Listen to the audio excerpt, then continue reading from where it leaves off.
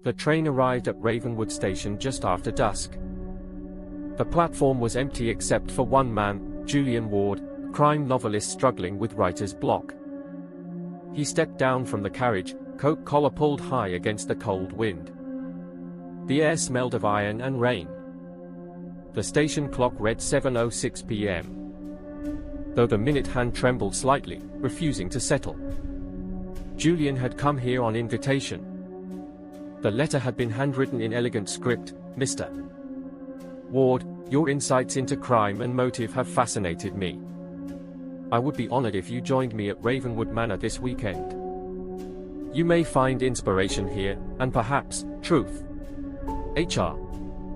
Blackwell. He'd almost ignored it. But curiosity had a way of undoing him. Now, as the train's whistle faded into the distance, he felt that same familiar tingle, the edge of a mystery unfolding. A carriage waited beyond the station fence.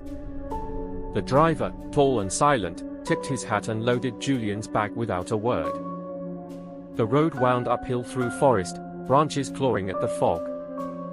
It was nearly dark when the manor appeared, vast and lonely, its windows glowing faintly like tired eyes. Julian stepped out, boots crunching gravel. The great front doors opened before he could knock. A woman in black greeted him, her hair streaked with silver. Mr. Ward, she said, voice calm and low. Welcome to Ravenwood. You must be Mrs. Blackwell, he replied. She smiled faintly. No. I'm her secretary, Miss Penrose. Mrs. Blackwell passed away 3 years ago. Julian froze. Then who invited me? Miss Penrose's eyes flickered. Mr. Henry Blackwell, her son. He'll see you in the library. She led him through long corridors lined with portraits. Each painting seemed to watch as he passed. In the library, firelight flickered across hundreds of books and one tall man standing beside a globe. Mr. Ward, said Henry Blackwell, turning. You came. Julian nodded. Though I must admit, I'm not sure why. Henry poured 2 glasses of scotch. Because you're drawn to puzzles, like me. They sat by the fire. Henry's eyes were sharp, intelligent, but shadowed by fatigue. My mother died in this house, he said. They said it was an accident, a fall down the staircase. But I don't believe that. Julian leaned forward. And you want me to prove it wasn't? Not exactly, said Henry. I want you to understand it. Before Julian could ask more, Miss Penrose entered quietly. Dinner is served, she said. They dined in a long hall beneath a chandelier that swayed slightly though no breeze stirred. There were 3 other guests, a pale young woman named Clara Vale, painter, an older man, Dr. Finch, the family physician, and a priest, Father Alaric, who said little but watched everyone with unreadable calm. Mr. Ward, said Dr. Finch over soup, you're here for your next book, yes? Something like that, Julian replied.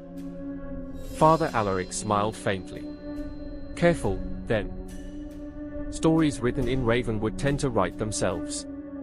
Laughter followed. But Julian noticed Henry's hand tremble slightly as he lifted his glass. After dinner, the guests retired to their rooms. Julian's chamber overlooked the forest. The moon glowed behind thin clouds, casting shifting shadows across the walls. Sleep came slowly. Sometime in the night, he awoke to the faint sound of piano music. A sad, hesitant melody echoing through the corridors. He followed it barefoot, carrying a candle. Downstairs, the grand piano in the parlor played by itself, keys moving without a player. Then the music stopped. And from somewhere behind him, a whisper, "Don't let him find the truth." Julian spun around, no one. Only the flicker of candlelight against empty walls. The next morning, the house felt different. The air heavier. Henry appeared late to breakfast, eyes bloodshot. Rough night? Julian asked. Henry forced a smile. You heard the piano, didn't you? Julian hesitated. Yes. My mother used to play that song, Henry said softly. After she died, it never stopped. Miss Penrose entered with a silver tray. As she set it down, a folded note slipped from her sleeve. It fluttered to the floor. Julian bent to pick it up, and froze when he read the words, "He knows. Burn the diary before he sees it." Miss Penrose's face remained calm. "Thank you," she said, taking the paper back. But her hand shook ever so slightly. Later, Julian explored the manor grounds. Behind the rose garden stood an old greenhouse, its glass cracked and green with moss. Inside, dust and silence. On a work table lay a shattered teacup, and beneath it, a photograph. It showed Mrs. Blackwell standing beside the piano, smiling. Behind her, blurred in the reflection, someone else, tall, male, watching. Julian pocketed it. That evening, rain returned. Thunder rolled like distant drums. The guests gathered in the drawing room for brandy. Conversation was polite, but tension hung in the air like a storm about to break. Clara suddenly asked, "Mr. Blackwell, why did you invite a crime writer here?" Henry hesitated. "Because every crime needs a storyteller." Dr. Finch coughed into his hand. Father Alaric murmured, "Every sin too." Then the lights flickered. And in that moment of darkness, a scream. When the lamps returned, Miss Penrose stood frozen, her hand covered in blood. Henry lay on the floor, a knife buried in his chest. For a moment, no one spoke. Then chaos. Julian rushed to Henry's side, but it was too late. His eyes were open, glassy, fixed on the ceiling.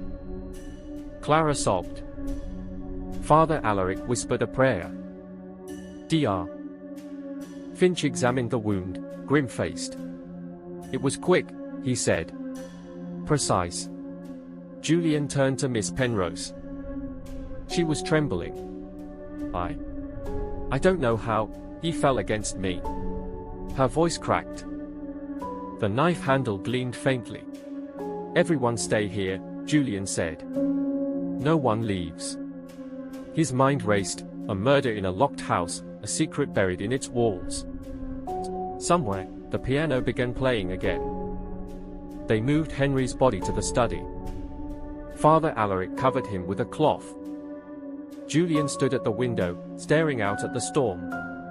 "Whoever killed him," he said, "didn't do it for money. They did it to keep something hidden." Dr. Finch poured himself a drink with shaking hands. "I've known this family 20 years. There are things better left buried." Julian's eyes narrowed. "Like Mrs. Blackwell's death." The doctor flinched. That night, Julian searched Henry's study. He found letters, receipts, and a locked drawer. The key hung from a ribbon around the dead man's neck. Inside the drawer lay a diary, bound in red leather. The first page read, "For the truth must be told, even if it kills me." Julian turned to the final entry. "I found her letters. My mother was going to expose him." Dr.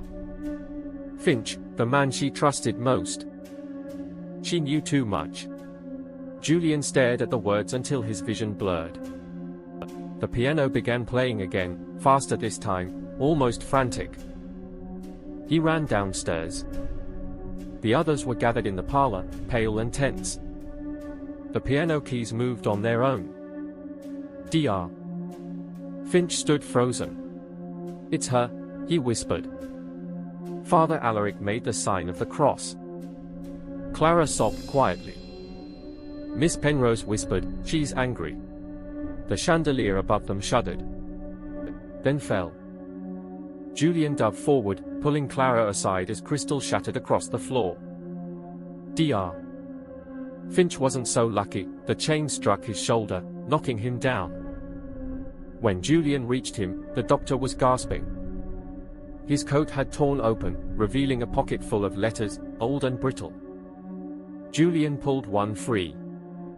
It was addressed to Mrs. Blackwell, and signed, H.F. Harold Finch, Julian said quietly. The doctor's eyes filled with fear. She slipped, he croaked. She didn't slip, Julian said.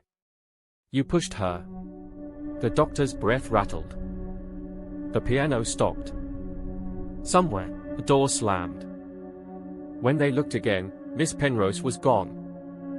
Julian found her in the greenhouse. She stood before the cracked glass, clutching a candle. You shouldn't have read it, she said. You helped him, Julian said. Tears streaked her face. He said she would ruin everything, the estate, the family name. I thought I was saving us. Julian took a step closer. And Henry? She shook her head. He found the letters. He was going to tell the police. So you killed him. Her voice broke. He looked just like her when he accused me. Lightning flashed, and for a heartbeat, Julian saw Mrs. Blackwell's reflection in the glass behind her, pale and furious. Miss Penrose gasped, stumbling backward. The floor gave way beneath her. She fell into the darkness below. Silence returned, thick and absolute. By dawn, the storm had passed. The police arrived hours later, led by a constable who recognized Julian from his books. He gave his statement quietly, fact by fact. Though part of him still couldn't believe any of it. The diary, the murder, the ghostly music, it all felt like fiction. When he boarded the train that afternoon, he looked back at the manor one last time. Smoke curled from its chimneys. A figure stood in the upstairs window, a woman in black, her hand resting on the piano. Julian blinked. And she was gone. He opened his notebook. On the first page, he wrote a single line, every story begins with a lie that wants to become truth. The train began to move. Fog swallowed Ravenwood. But faintly, beneath the rhythm of the wheels, Julian thought he heard it again, the slow, sorrowful notes of a piano.